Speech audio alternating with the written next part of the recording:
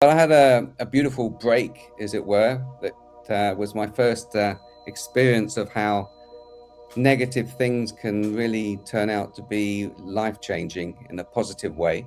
I had a massive breakthrough, a Wow. huge breakthrough, in that I finally realized that I'd been sitting on 20 years of trauma of the passing of my father. And so this is when I had my beautiful experience with meeting Tom. It provided for me an amazing framework and shifted me away from sort of fear-based ticking boxes and rigid planning to living with a sort of like a clearer intention. Welcome to Becoming Love, a podcast about consciousness, growth, and what it actually means to live these ideas in real life. Hi, everyone. I am Donna Michelle Reel, and this is Becoming Love. I just wanted to take a moment to say how joyful this experience is for me. Being able to chat with members of the MBT community and have them share their experiences of how MBT has impacted their lives. It's so wonderful. It's so wonderful to be hearing how people are taking this theory and putting it into practice, right? And living a little bit more loving each and every day. And so if you are someone who would like to share your story, the link to the submission form for the podcast is in the description below. I would love to hear from you. And now for today's guest. Today's guest is someone who contributes in many ways to spreading the message of MBT. He has Substack as well as a podcast. And I just love the podcast because he shares these short little bite-sized pieces of Tom. And I find that it's a really nice way to absorb information for those who are new to MBT and for those who are fairly well versed. I love listening to Tom. I could listen to him for hours, but there's something different about listening to just one short topic at a time and then giving it some space to really wash over you. And I find for me, there's often new, deeper levels of awareness that come through. So without further ado, today's guest is Stephen Griffin. Welcome, Stephen. Hi, Donna. Thank you for being here. Thank you. And why don't you share a little bit about who you are? Okay, well, I'm talking from Spain, where I live, and I've had quite a lot of time to study MBT. But a little bit about myself is that originally from England, born in the 60s, and grew up in the southeast of England there. Very happy childhood, chugging along, got to about 20, and I was studying hotel and catering management, not particularly academic, but very interested in the hospitality side of things.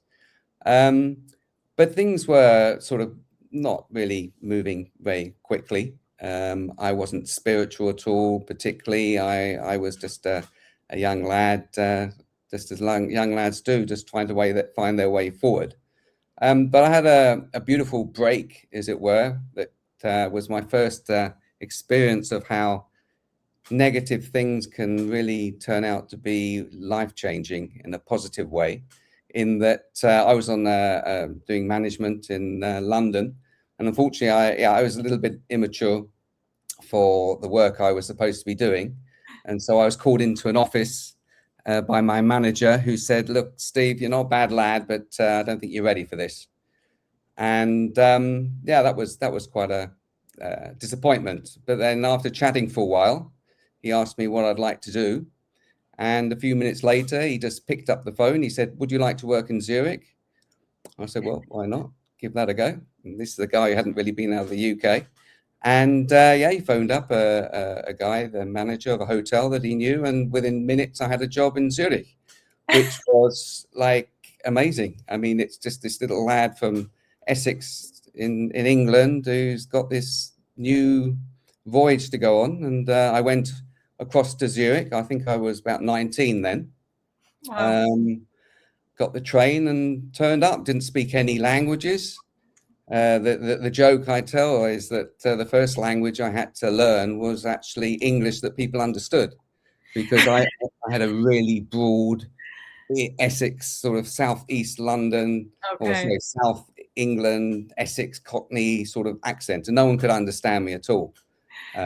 So yeah, I first learned to speak English that people could understand, and then found, yeah, I was able to learn several languages when I was there, which was turned out to be a great tool, something I'd never expected when I was at school that I was going to do. But when you're dumped in the deep end, you have to learn. I was from day one dealing with customers speaking Swiss German, and yeah, so that was an incredible opportunity for me to go out there. But then, unfortunately, it's the really important thing that happened in my life that I didn't realize was so important at the time, at least how it would play out, was then when I was back one time on holiday, my father passed away. And it was quite traumatic for me because it wasn't expected. And I was sort of the one there and had to do the identification, et cetera, et cetera. So it was quite a traumatic experience for me. And but I didn't realize how traumatic, because I just cut it out. I just took it out of my psyche, put it in my subconscious, and thought I'd just get on with life. Yeah. But then, yeah, I went back to Switzerland. I was given an incredible book called Your Erroneous Zones by Wayne Dyer. Again, that was a really important part. So I read that, and that was life-changing. And I wrote out all the things I'd like to do when I get to 40. You know, one of those self-help sort of ideas. Yeah. Fast forward 20 years, ticked all the boxes. That's what I was doing in the first part of my life. I was striving and ticking boxes. And yeah, that was really when things really started, when I was around 40. That's when let's say the disruption happened in my life. Okay. Okay. That's a beautiful background. I love that you had that experience so young of, something that could be like an opportunity coming from something that could have been a negative experience. Yeah. So then let's, when did you, is the disruption, is this what you're speaking to? Like when you found Tom's work in MBT? No, well, that was the beginning. Yes. It was the beginning. No, that was more the awakening. Oh, okay. Okay. The disruption pushed me towards that. Okay, really. So tell us a little bit more about this disruption phase. Yeah. So what happened there is I got to this age, the 40s, and I ticked all those boxes, which were the obvious ones, a lovely wife, a loving wife, a wife I loved, lovely children, nice house, nice car, bit of money in the bank, my own company, blah, blah. Yeah. And I was so unhappy. Right. Looks good from the outside. But oh, man, and you see, the thing that does your head in even more is you've now ticked them when everything was supposed to be perfect, and then it's not. And that really is quite that's a tough. But that was beautiful. That was beautiful in hindsight, because that started the awakening process. Because if I've now ticked it all, there's got to be something more to find. No, it's so yeah. That's when it sort of, I started then doing the work, as it were. And the first sort of part was just striving, ticking the boxes, and doing what I thought would be what would make me happy, as it were.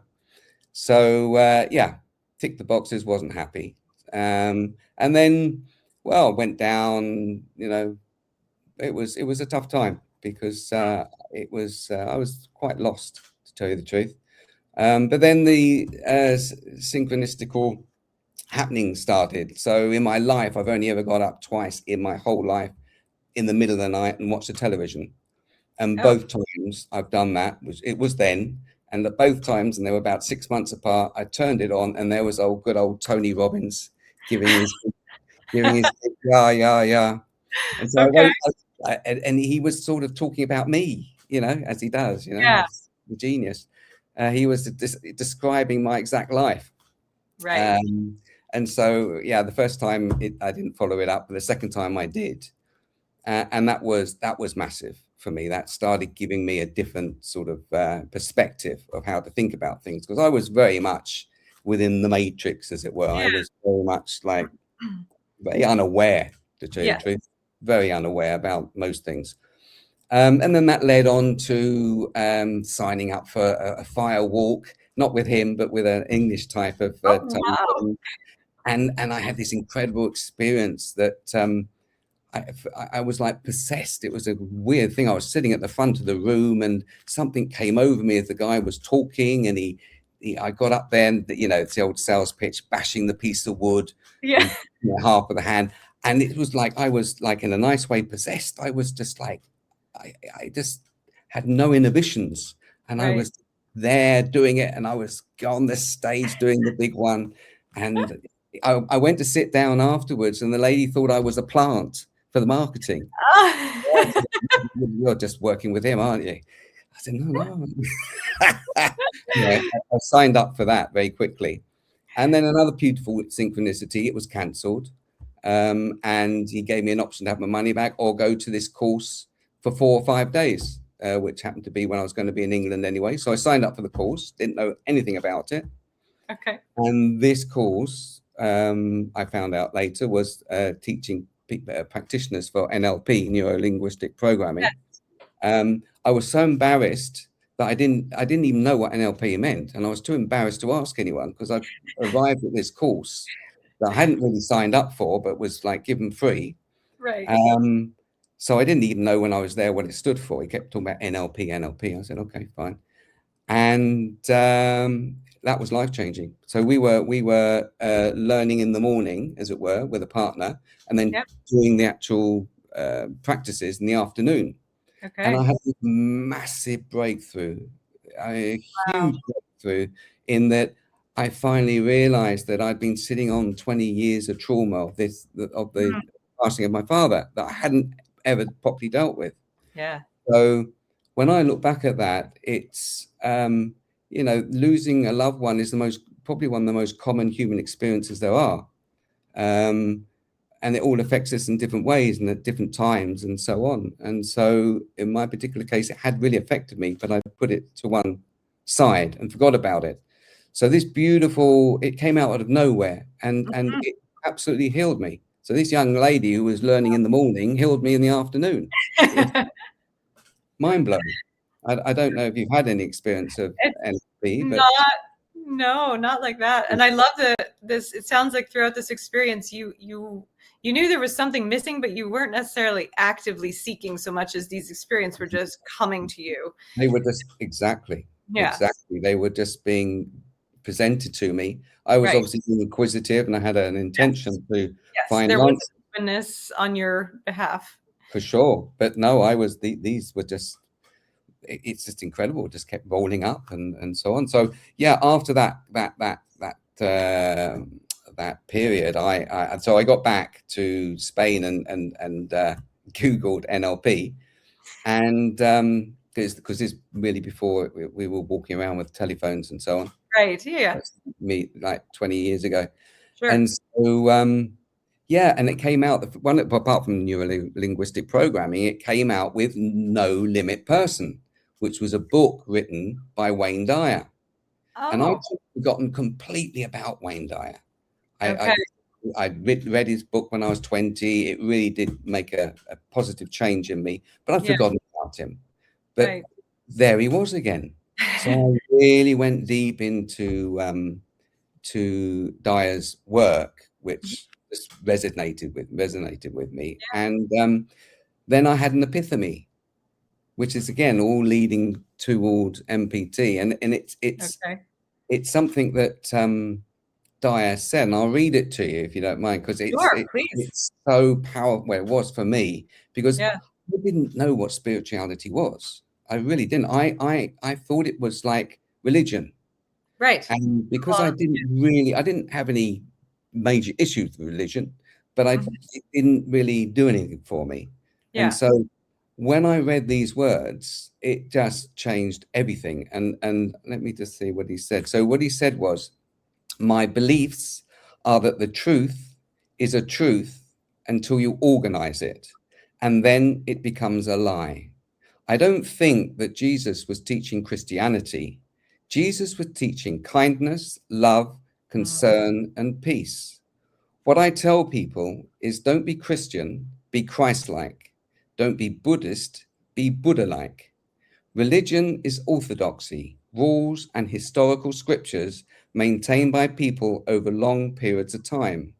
Generally, people are raised to obey the customs and practices of that religion without question. These are customs and expectations from outside the person and do not fit my definition of spiritual. And so when I read that, boom, a light bulb came on. A light bulb came on. It was a really important moment. And it was a moment leading up to, because I was reading, as we all do, I think most of us, when we were looking for answers, we read every single book that's thrown. Yeah. And you become so like, you have so much what we'd call now data. You think, well, you know, you get to the point where you say, I don't need any more information. I need to do the work. Yes, it's like the intellectual piece. It only gets you so far. It has to really be integrating at a deeper level. Absolutely. To make a shift. Yeah. Absolutely. And so this is when I had my beautiful experience with meeting Tom, because I was listening to hundreds of podcasts. I always say one of the most incredible inventions was the little iPhone before phones, you know, that little silver one. You know, it was my library. It was everything. So I learned so much from listening to stuff. So I'm sitting on a little hill in Spain in the summer. I think it was 2011, and I'm listening to yet another podcast. And there's this gentleman talking with another gentleman, which sort of sounded interesting. He was talking about consciousness. Sounded in, didn't really understand it. It was a bit above my ability at that time, but there it was. And then that was it. I carried on my walk and that was over. And then just a few months later, I received an email from a colleague who had a building next to where I was. And he'd rented his room out to an English lad who was bringing this guy down to talk about consciousness, and had a picture of him. And I looked at that picture and I said, I recognize that face. I recognize that face. And of course, it was Tom Campbell, which I recognized his face from that podcast from a few months beforehand. And the most incredible thing is that Tom literally was coming to the office, the building next to my office in the south of Spain. So this was the hard to miss, right? Like, how to not be there? It is the greatest gift I really in my spiritual journey that I have ever been given, because it was a no-brainer, of course. So I attended it. I didn't really understand much about what he was talking about. I hadn't read the book at that stage. Okay. So you just had your awareness of Tom at that point was just this podcast? Yeah, just the podcast. I don't think I'd even watched any YouTube or anything. It was just I went there with a clean slate, as it were. Right. Oh, very interesting. Okay. So there was something that drew you. Well, for sure. Sure. So yes, I attended, and the thing I came away with it was that the thing that really made an impact to me was that there was going to be a lot of changes that were coming over the next 10, 20, 30 years. And to be able to thrive in that new world, as it were, you really had to raise your game and become a lot more conscious and a lot more aware. So that's I took that away, and obviously then read the book, and quite honestly haven't looked back since, to tell you the truth. I realized that this was the finite piece of data that I was looking for, and that it was what I needed to put into practice into my life. And so I love that you say it that way. Yeah, it was. Sorry. I love that you say it that way, that it was something to put into practice, because I only imagine that a lot of being at was it a weekend intensive, Yeah, or it was, yeah, right? weekend Yeah, thing. so I imagine there was a lot of really dense material, right? Oh, So, the fact that you walked away with, there's something more here. There's more than this data-driven reality theory. It's the practical application. And what do I need to do? I need to show up as love. indeed. Well, I didn't have it quite that clear then. Okay.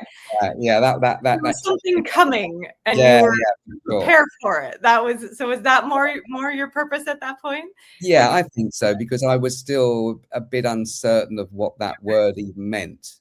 For I, sure, that's a good point. because it's a word that I think a lot of people don't understand really the word in the context that's really important, because Right. it's the unconditional side of things that is really important. So unconditional love, it's, when we're sort of not understanding a little bit of this work, let's say we look at love as the emotional side of the relationship side of, which is obviously part of it, Yeah. but it's the, when it's the unconditional side of things, isn't it? The service, Yeah. the service to others, without expecting anything in return. That Mhm. is really an important part of what I would say is doing things with love, Mm. um, so yeah, it provided for me an amazing framework, and shifted me away from sort of fear-based ticking boxes and rigid planning to living with a sort of like a clearer intention. And yeah, it sort of moved me away. It gave me great insight. There were certain things that over the next few years became very important for me to understand, because I've always been interested in why people and myself, we do certain things, even Yeah. if they're not, like, obviously with good outcomes. So I've always been quite interested in Like the what motivation yeah, the behind. motivation behind actions. And Mm. so yeah, the part of MBT that really helped me was this understanding of the ego, because I had Mm. no understanding. I mean, Dyer talked about ego. He talked about edging God out, which I Right. thought that was quite a good way of Right. describing it. But But still somewhat, like, abstract and poetic. yeah, it was I sort of understood it intellectually when he Yeah. explained it, but and it's really important to understand it, I feel, to Yeah. see the big picture. So this whole idea of awareness in the service of fear, Mhm. it's just a few words that hits that nail on the head, isn't it? It Right. really It's brings it home. simple. It's simple, and it feels clean to me too, that there's no judgment attached to it. It's just consciousness is awareness with a choice, and ego is awareness in service to fear. It's Indeed, just oriented in that direction, right? indeed, absolutely. And that was a big breakthrough for me to start understanding that. Again, I first read the book and met Tom in 2011, so that's what's 15 Okay. years ago. But Yeah. there's still, I mean, with all this stuff, Yeah. it just takes years of just, Sure. keeping at it. I mean, Yeah. continuity is the key, isn't it? It's just, Yep. yeah. Continuing to apply energy to the system, right? Or like our own Yeah, system of like lowering entropy. It takes, yeah, it's a continuous it's journey. it's yeah, and things, the other bits of MBT that I really, I mean, Tom doesn't explain it exactly like this, but this is how I interpret it. Yeah. Yeah. This concept of, love and fear. Once Mhm. it's so simple. The great thing about MBT is that at its most crude form, at its most basic form, it's so simple. Yes. It obviously is very difficult to put into action. Yeah. In Yep. its basic form, it's very, very simple to understand that you've got love and you've got fear, or let's just say fear, and you've got love, and you got a line between them, the way I explain it. And then within that line, you have all the emotions, or 99% of the emotions. I'm sure you find one that's not part of it, but let's say nearly all the emotions that we go through each day. And if they're a negative emotion, you know, like scarcity or jealousy, or all the negative emotions, they're going to be towards the fear side. And if they're the more loving type, the joy, the service to others, they're going to be more to the left-hand side. Right. And so that is really simple and basic. And that's what I sort of really liked. And so when people say, well, how do I know if I've got a fear? Well, as Tom said, well, because you've got a negative emotion. Right. There's an emotion going on there somewhere that's coming from a fear. 100%. And so that's, like I say, it's intellectually, you can get that pretty quickly. But with work, you know, you can understand it much better. Sure.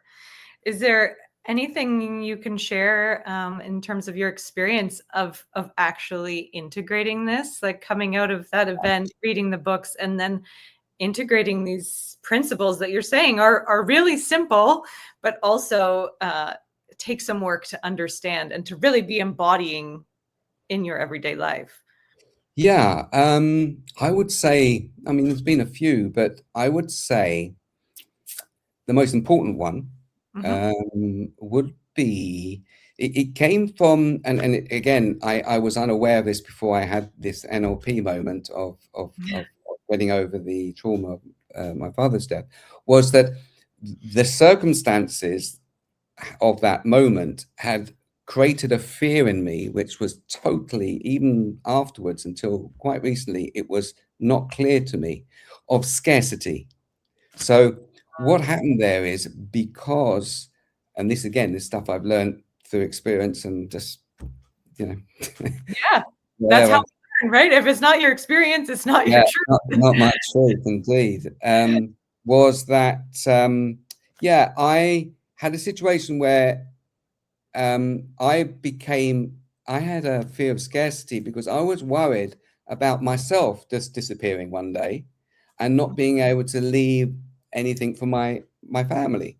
So that became a fear, an unconscious fear. Right. And so even when I'd sort of got over that moment with the NLP moment, it was still there. I got over the loss and the trauma, but the fear of scarcity hadn't been worked on yet. Yeah, that lens is still how you were seeing everything. Yeah, and how I lived my life. Right. It was a problem. And then my greatest teacher on this one was my business partner of 30 years, who we put a business together in the 90s, and we were very successful, and it was going very well. But he had his own requirements to have a certain amount of control over certain things, which conflicted a little bit with my way of seeing things, let's put it that way. And so that was, how can one say, that was activating my fear of scarcity, because I was feeling that I was not having control over what I thought was mine, let's say. And so I was living in this fear of not being able to have what I thought was mine, and I was, it was horrible, actually. And so it got it got a little bit difficult, let's say, between us. But I had this, just a couple of years ago, it's not that long, I had this sort of second epiphany, let's say, in my life, where I understood that whatever was, in this case, it was this situation I've mentioned, but the epiphany was that until you are absolute at peace with whatever is not giving you peace, it's the larger consciousness system, the LCS, is not going to let it go. Right. Because you have still got to learn from it. Yeah. So that was like massive for me. It was like I got it at a being level. Obviously, intellectually, I talk about it now, and intellectually we say, well, that makes sense, doesn't it? Yeah, but it got me at a being level. So it was so clear that I had to do the work, and but as soon as I had that moment, all the fear went. Oh, wow. It was magical. Again, there was a lot of meditation along the way, and did this happen in a meditation, or how? No, this didn't happen. It just landed as this was downloaded to me. And it was so obvious, as it always is, isn't it? Yeah. When you see get it when you get there, yes. So in this particular case, and it really was quite ugly, because after 30 years, it's not nice to be in that kind of situation. But obviously, it was for me to sort out, because we always put, the emphasis on other people. It's easy, isn't it? It's so much easier than looking at taking responsibility. Like the application far easier. Yeah. So no, it was very clear it was on my plate, and so I set an intention, and I said, look, I'm going to resolve this, whatever problem that was existing, and in this way I understand that the LCS will help this whole system situation move on, and we can find our own paths in the future. And then I gave an intention that I would then, because at the time, as I say, it was quite friction. There's quite a lot of friction. I said, I'm going to invite this gentleman out at Christmas, and we're going to have a lovely meal together, all the family, and we're going to sit down and we're going to really enjoy this. Okay. It was just like, I set that intention, and I really was very clear on how I was going to do and what I was going to do. Next week I had a meeting. It was beautiful. We were relaxed and we were chatting, and it was all because I had no fear. I dropped the fear. I dropped the fear of not getting what I thought I should be getting, and all that BS, the belief system, get that out the way. And a few months later we shook hands on a deal, and it was so beautiful, because the deal we shook on, it was even better at the end than what we shook on. So it was beautiful. What you thought you needed was this. It ends up that when you let go, you actually get even more than you could have imagined. I could have imagined. And so all the stuff got done, and we went out at the end of the year, and we had a lovely evening, and we're still friends, and we're doing our own stuff now. But and I'm talking about like 30 years of working together. Right? It was right. Yeah, I can only imagine. The amount of friction in a situation like that. That would be it was really challenging. Yeah, but sometimes I like that you acknowledge the connection with the LCS, with the larger consciousness system, and how if we are really here to grow, like to learn, grow, and evolve, then sometimes we need these challenges, and sometimes they just need to be really big orchestrations in order to get us over that hump and really see it in order to let it go. So it sounds like you were open enough to that process. Yeah. I have to say though, I got in that metaphorical maze, I got zapped plenty of times. Right. But I did find the cheese in the end, and that's, it's the work, And so the beautiful thing about MBT is that, you can read it, you can understand it, but you have to go out and you have to do it. And we muck up along the way, but I called it for me, it's like an instruction manual. It's not gospel, obviously. No. But if it works, then stick with it. Exactly. And the beauty where I'm coming from a little bit about with the work I'm doing with the Substack is that I'm interested in the metaphysical side of things, But my real interest, at least at the moment, is using MBT, which has come from a very metaphysical, experimental basis of Tom Campbell, that I don't know. They're not my experiences, so I can't tell you. You know, it's not my truth what he's talking about, obviously. However, what he's created after all this experimental quantum, whatever, out of body, whatever you want to call it, exploration, is he's come back with a theory, and that is something that I can then put into action in my own life. So for me, my fascination with MBT is the philosophical side of things, and the instruction manual, as it were, that Tom Campbell has given us to help us live more fulfilled and thriving lives. And that's what I've sort of dedicated my time to over these years, and particularly now, because I'm sort of being very much by the LCS paid forward, in the sense that things went very well, and I now have a lot more free time. And so I am really keen to use that free time to put the word out there. To give back and spread the word. And try and do it in a way that is, because I love listening to Tom for 2 hours, but there's a lot of, if you want to get, it's not for everyone, let's say. So it's sort of breaking it down into bite size. So you've got the guys over the Instagram, which are very bite size, which is not really my world. Yeah, they're more like sound bites, like it's which has its role for sure. Yes.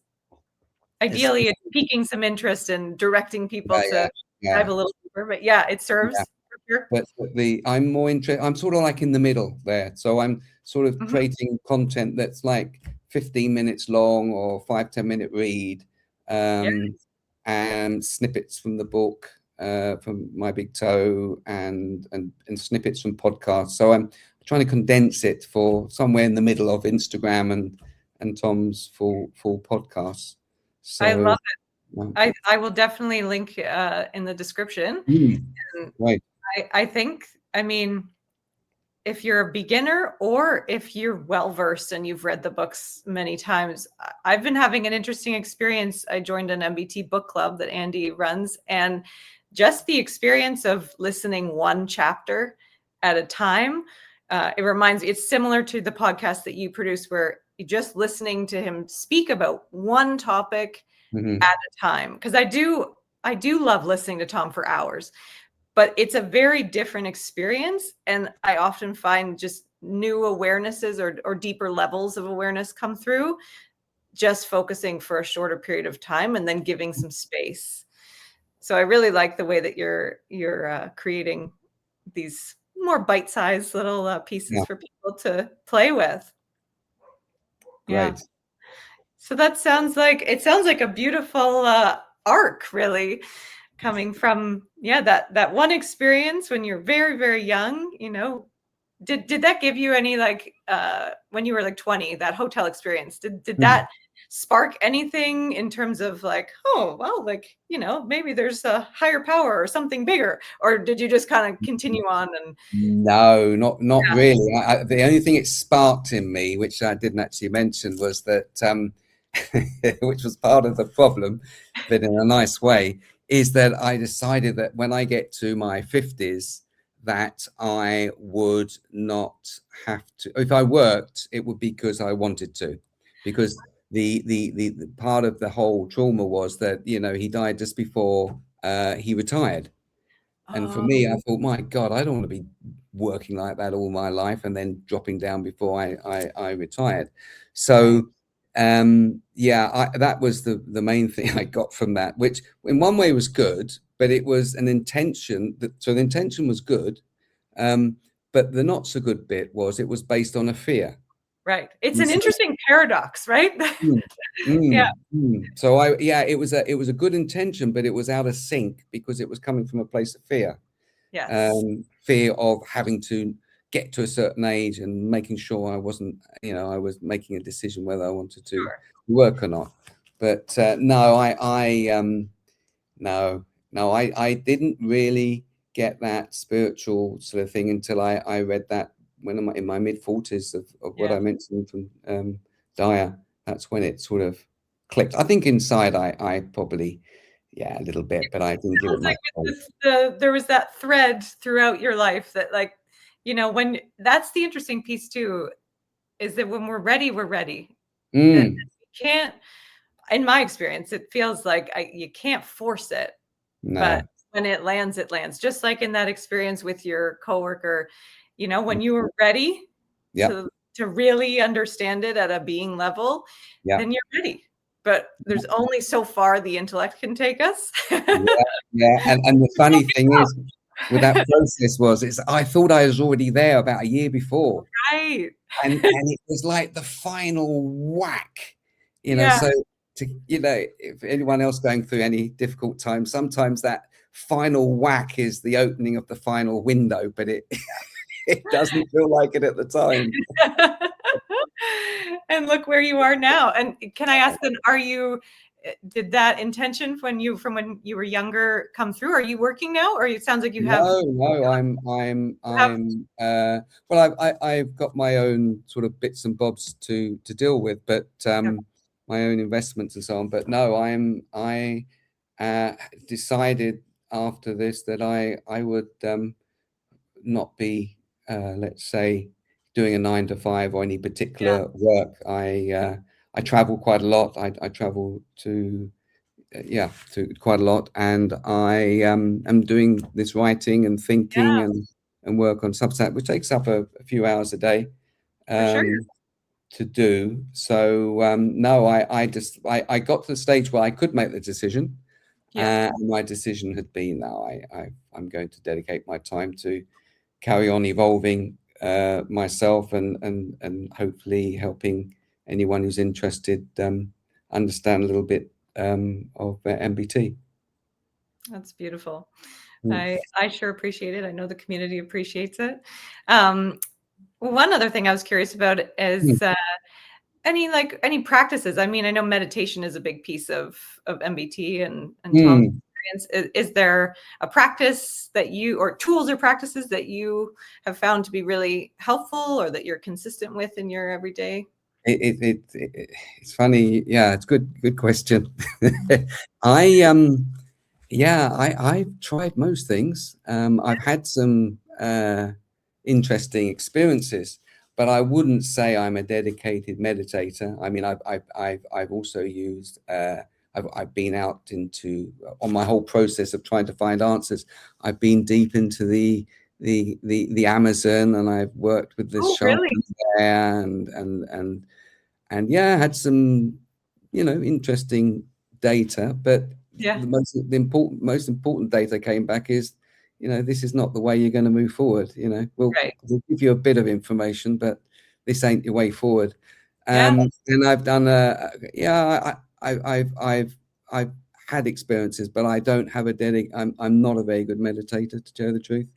I done a bit of remote viewing, but I'm not very, I haven't really spent a lot of time. For me, as I mentioned there, the most important thing was actually for me was to use the philosophy and the work in MBT in my own life. And so what I do is I do sit down and contemplate. So I'm quite happy to sit down for a half an hour on my own and contemplate without too much of the old sewing machine going. Good at that, and I get breakthroughs there. That doesn't mean it's like meditation, right? Like it's a time. So rigid with like what it needs to look like. Yeah, absolutely. If you're creating some quiet time to connect with yourself, with the LCS, and I mean that I feel like that feels like meditation to me. Absolutely. It is a type of absolutely. And also,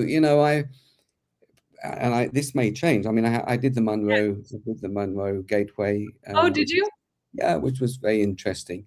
But no, I'm not one of these not particularly talented at the moment in such practices.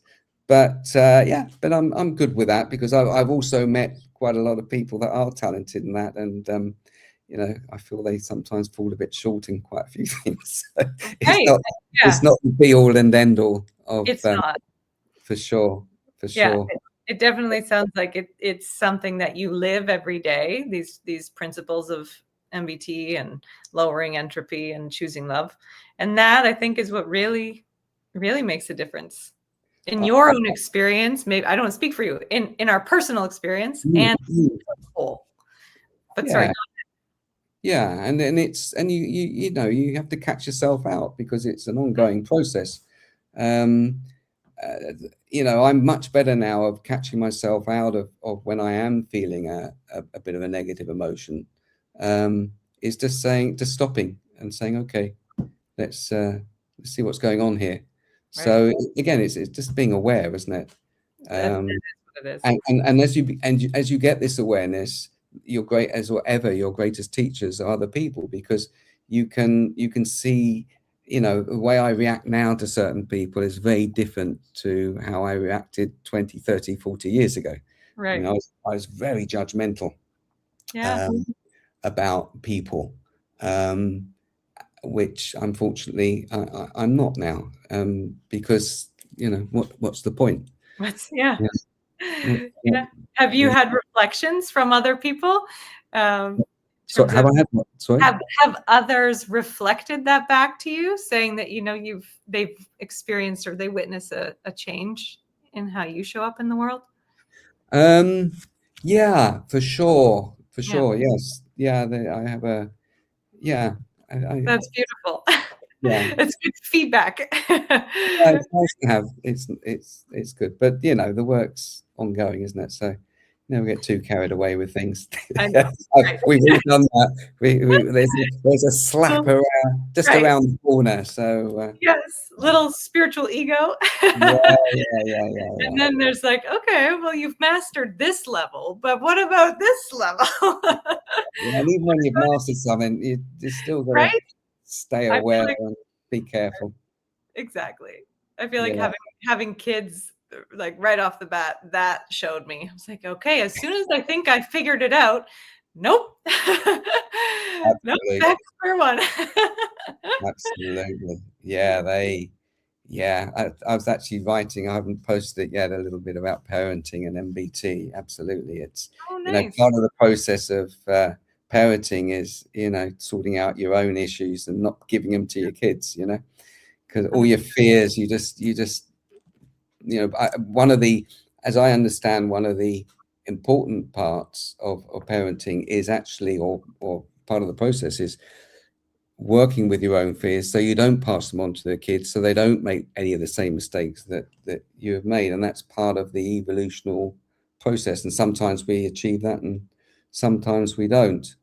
But it's really, really important. And the great, just statistically, sort of parents that are a little bit older normally have statistically, I'm talking about, so I'm going to generalize, but based on statistics, have children that are a little bit more aware, because the parents have had more time to sort out their own issues, their own fears, and don't sort of reflect them on their kids. So yeah, that's an important part of. I would say that I've been semi-successful at that. Unfortunately, I wasn't really aware of that when I was bringing up my children. Sure. You do your best, don't you? Of course. Well, and I mean, we're learning together. Yeah, absolutely. Yeah, kids can be such great teachers. Oh, they're the best. Yeah, when I was first diving into sort of inner work, it was around, okay, I'm having a lot of self-judgment around my parenting, and then the communication, or the battles sort of between there's so much to look at. It's like, okay, it's me. Okay, what is it in me? And then as I relax, the energy completely shifts. Absolutely. And not just relax, but when I surrender and get to the real root of my own stuff that's going on, the fear beneath it, you can feel it's the energy in the room changes, the dynamic completely changes. And yeah, like you said, it's an ongoing thing. Absolutely. And one of the, what I've seen, is that, if you're not careful, you become what your children do and behave and so on. And so, you try and control them. Some people try and control them a little bit, maybe too much in what they do in their lives, and not sort of treat them as individuated units of consciousness on their own little journey. Yeah. And if parents have a fear about them not achieving what they think they should achieve, then that can be quite fun. But that's the journey of the child as well. They can learn and then do it differently themselves. Exactly. This is a big, I feel like the parenting is a whole other conversation. There's so much there. But I appreciate Tom's approach in not just in parenting, but in life, and sort of like treating this life as a science experiment, right? Like you got to go out, you got to experience it and pay attention to the feedback, and maybe that'll inform your choices next time. And that's helped me when I feel like I want to control the kids, say, you know what? Okay, I need to trust that, that I've modeled enough, and that they have their own awareness, and that they'll make choices, and then that we can have conversations about it, right? It's like, it's their experiment. They have their own free will. That's a beautiful point. Absolutely. Yeah. It's indeed. Is there anything else that you'd like to share with us today, Stephen? Oh, well, I just like to thank you, obviously, for taking your time to talk to me today. It's really good to explain a little bit my experience.